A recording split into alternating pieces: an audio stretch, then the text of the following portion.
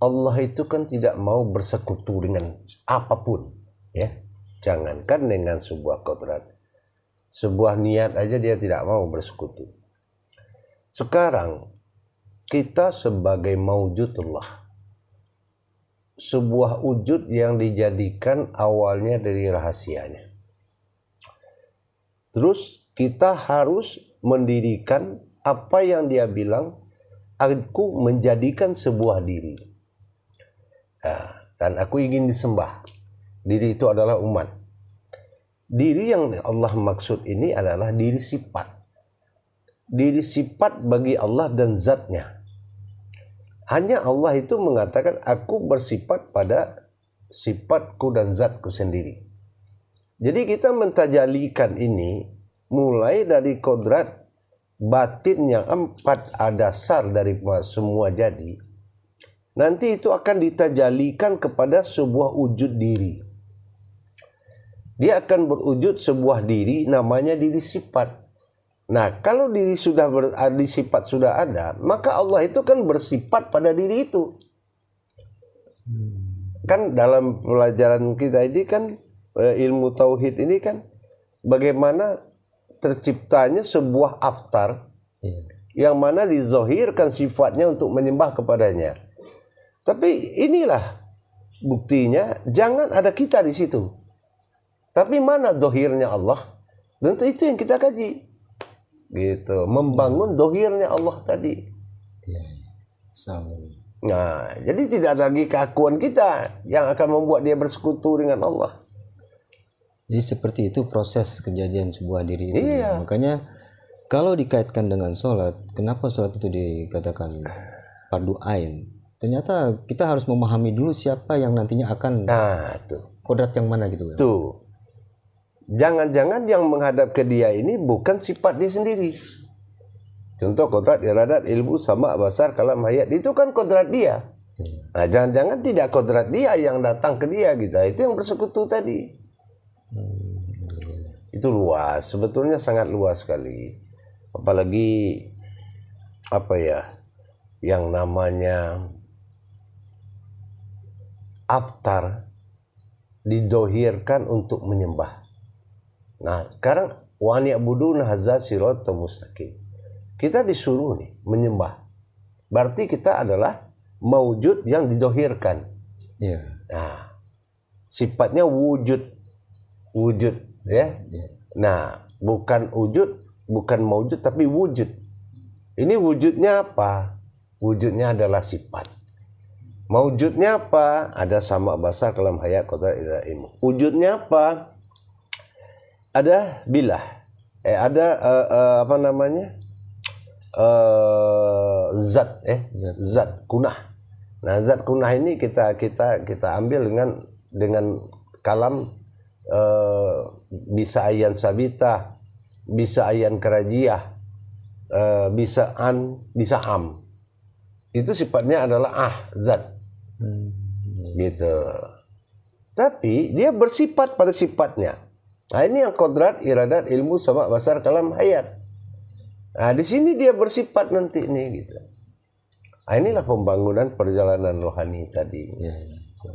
Iya. Jadi rupanya yang dari awal Buya sampaikan tentang wujud am ini, disinilah yang akan katakanlah pembahasan seperti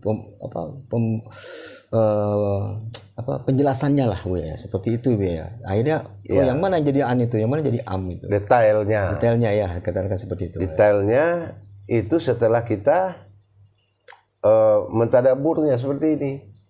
Nah, jadi jangan cuma kita tahu cerita, tahu jabariyah tapi tidak tahu mentajalikannya. Karena ada orang dia semuanya. Maujudun ilallah. Tapi maujudun ilallah ini seperti apa? Bangunnya seperti apa? Berdirinya seperti apa? Janganlah maujudun ilallah aja gitu. Ini tajali-tajali yang sedang dijalankan oleh rohani kita. Yang kita pelajari yaitu perjalanan rohani kita. Sampai menuju sendiri yang sifat. Gitu. Jadi kalau dikaitkan tadi kembali ke hal sholat Bu ya, sebenarnya proses di dalam sholat itu sama tidak dengan proses kejadian yang Buya sampaikan dengan diri ini, Buya? Ada kesamaan atau memang lain lagi dengan kejadian sebuah sholat itu, Buya? Makomnya mungkin beda-beda, makom ruku, makom sujud ya. Tapi kalau wujudnya pasti sama. Kenapa? Berakhir kepada aftar dan ba'dal. Kan lillahi ta'ala itu kan sudah tahu. Nih yang sholat itu kan ilah kepada ta'ala. Ta'ala menuju ilah kan. Nah sama-sama Tuhan. Ta'anya itu yang melakukan ibadah. Itu yang sifatnya zahir. Ta'ala. Ada sifat zahir bagi Allah untuk menyembah. Nah yang disembah adalah sifat wujud kepada Allah. Wahid tunggal. Nah ini kalau tidak dijalankan kodrat ini, tidak dibangun, itu yang menyembah itu siapa gitu. Kalau tidak sifatnya sendiri nggak bakal bisa. Allah kan katakan tidak ada yang mampu menghadapku melainkan diriku sendiri. Tidak ada yang mampu mengingatku melainkan diriku sendiri. Nah sekarang kalau kita tidak dirikan diri itu, bagaimana bisa kita melakukan penyembahan, melakukan zikir kalau tidak melalui diri sifatnya yang maujud gitu. Tapi kan tidak hanya dicerita, harus ditajalikan dan dijalankan, betul-betul didirikan. Jadi kuncinya itu, mohon izin Bu ya, itu ada di tajalinya itu Bu ya? Iya, kuncinya di tajali. Karena tidak hanya sekedar bercerita, tetapi harus dilaksanakan sampai masuk masa tauhid, tafrid dan tajrid. Nyata berhubungan, nyata merasakan dan nyata mengalami. Kenapa? Itu tujuan Allah tadi. Al-Malikul Hakul Mubin. Al-Malik, nah dirikanlah aku. Hakul, hakul dan diriku. Dirikanlah aku, diriku dan diriku dengan nyata. Nah, itulah diri yang nyata tuh. Nyatakanlah diriku, mubin. Gitu.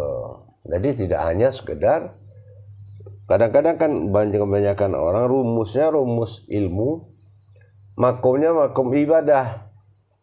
Rumusnya ibadah, makom ilmunya amaliyah. Nah, kalau ini tidak, kita memang betul-betul menjalankan perbuatan rohani. Kalau memang sholat itu marhalah muqarabah, berarti kita buktikan dengan rohani kita. Tapi sebelum kita mewujud dalam ibadah, ya pasti wujudnya diselesaikan dulu. Diri mana yang tidak bersekutu dengan dia gitu. Gitu. Jadi karena itu ini antara kaji sholat dengan kaji diri ini harus seiring sejalan begitu. Harus seiring sejalan. Lalu akan halnya Bu ya tentang kajian yang diawali kemarin itu dari sebuah diri batin itu. Di sini saya ingin menanyakan di sini tuh yang katakanlah yang disebut pengenalan aftar, bisa kan dikatakan seperti itu, pengenalan untuk lebih tepatnya ke situ. Lalu akan halnya mengenai yang wahid itu bagaimana? Itu nanti setelah kelengkapan aftar ini mewujudnya sudah jelas, diri sifat itu sudah didirikan satu-satu seperti yang kita lakukan sekarang ini kan. Mulai dari mau di wujud batin Allah yang empat, napas ampas dan napas nupus. Mau apa? Menuju kepada diri nafsiyah. Nafsiyah bersifat lagi mendirikan diri sifat. Kodratnya dulu nur. Setelah nur dengan zat. Setelah itu dibangun lagi asmanya. Didirikan lagi usnanya. Kan semua disempurnakan lagi. Nah setelah husna ini nanti didirikan lagi tajali berikutnya gitu. Dan itu harus diperjalankan. Jadi rohani itu bukan hanya dibicarakan tanpa didirikan gitu. Karena ini perjalanan siapa? Ini perjalanan rohani, ruhku kata Allah. Nah ruh yang kutiupkan, inilah perjalanannya gitu. Jadi kesempurnaan Tuhan itu adalah dengan adanya berdirinya diri wujud. Sekarang begini Khalifah, tuh banyak orang berprasangka diri dia itu adalah diri yang ingin mengenal Allah. bukan diri sifat bagi Allah. Dia kan tidak bisa mengkodrat. Kalau kita mengkodrat Allah, itu diri hak bagi Allah. Kadang-kadang kita ini berprasangka kita punya diri gitu. Nah, di situ mentalnya. Jadi harus dibangun seperti kita mendirikan diri manawiyah, nafsiyah, salbiyah. Nah, itu salbiyah menuju zat, zat menuju pada jasad. Begitu juga nafsiyah. Nafsiyah adalah diri batin. Nanti wujudnya adalah sir. Itu diri keakuan Allah. Nanti begitu juga manawiyah, itu tempat dia bersifat. Jadi setelah nafsiyah mewujud berkolaborasi dengan salbiyah, ini akan mewujudnya manawiyah. Ya, manawiyah ini adalah mewujudnya. Gitu. Yang unik di sini ya, masih dalam koridor penjelasan untuk memperkenalkan diri ini. Ada kemarin Buya sampaikan mengenai ilmu falakiyah. Ini kemana kaitannya Buya? Bisa apa ya? Ada masuk falakiyah di sini. Maksudnya fungsinya kemana gitu Buya? Iya. Kalau memang kajian tadabbur ini Ji, itu memang berkemungkinan akan masuk falakiyahnya. Contoh, masuk mulai awal falakiyah itu dari hitungan zat, dari hitungan batin. Batin napas, tanapas, ampas, nufus itu kan 4. Nah, setelah dia bertajali menuju bersifat kepada salbiyah dengan manawiyah, salbiyah ini kan 5. Nah, sementara 5 ini adalah zat. Salbiyah itu 5 adalah zat. Zat. Nah, sementara 4 ini batin. Nah, dua-duanya ini sama-sama hakikat. Nah, hakikat dalam hitungan dalam ilmu falakiyah itu adalah domah. Domah itu mirip angka 9, hitungannya 9. Jadi kalau diambil falakiyah itu 9. Nah, 9 itu hakikat. Jadi kenapa alif kasroh di atas u? Pasti domah. Nah, kenapa alif jadi u? U ini adalah jatuh kepada hakikat. Makanya itu dinamakan hakikat. Nah, jadi karena ini hakikat, domah-domah 99, maka dia akan mewujud kepada zohir dan batin. Karena 99 ini zohirnya asma, batinnya adalah husna. Gitu. Jadi itu akan selalu mengiringi gitu ya? Akan selalu, pasti. Karena di situ juga ada maksud ya. Iya. Karena pasti perjalanannya seperti itu. Setiap ketentuan Allah itu ada perhitungan Allah. Nah, perhitungan Allah itulah falakiyah. 114 itu perhitungan Allah.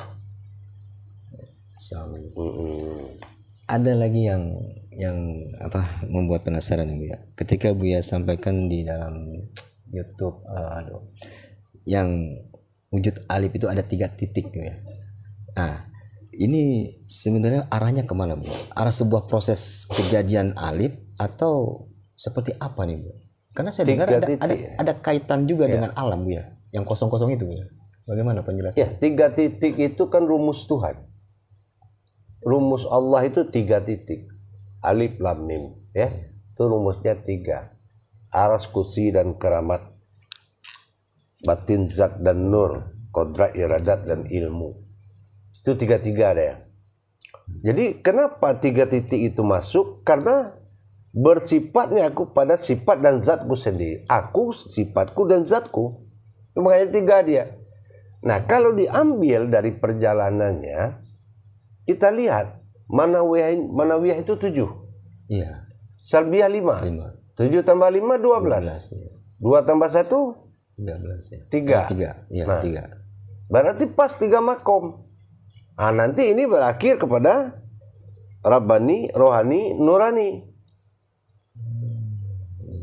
Nah, itu yang bersifat nanti menjadi makom. 3 ini yang menjadi makom. Kalau kodrat itu adalah zat yang akan menjadi diri jasad. yang baharu. Nah, gitu Ji.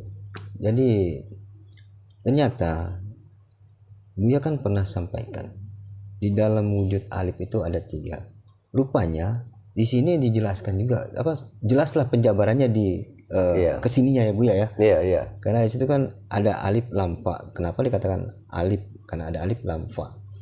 Kalaulah dikatakan ini masih kaitannya dengan alam, bisakah dikatakan ini masih termasuk alam batin?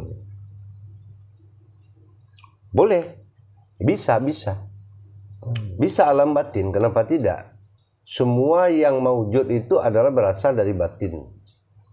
Ya, bisa. Kenapa? Setiap sifat, setiap asma berasal dari sifat. Gitu. Setiap sifat berasal dari zat. Setiap zat berasal dari wujud. Nah, boleh. Kenapa tidak?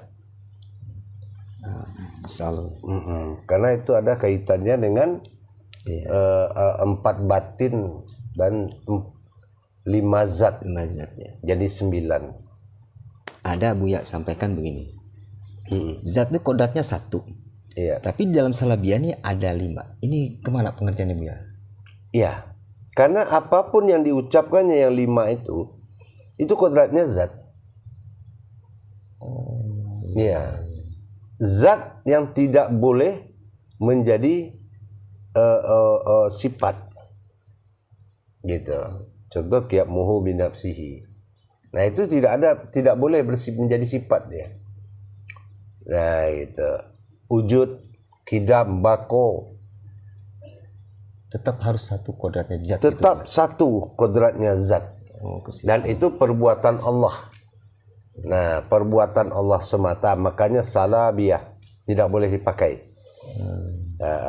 Salah. Luar biasa. Karena selama ini kan dari awal mengikuti kajian ini ya, masih berprasangka gitu.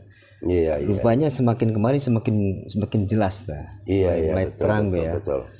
Mungkin ini yang Buya selalu sampaikan, aqalul mukminin itulah Buya. Beruntunglah orang-orang yang mukmin, orang-orang yang beriman itu, orang-orang yang berilmu. Emang ya begitu.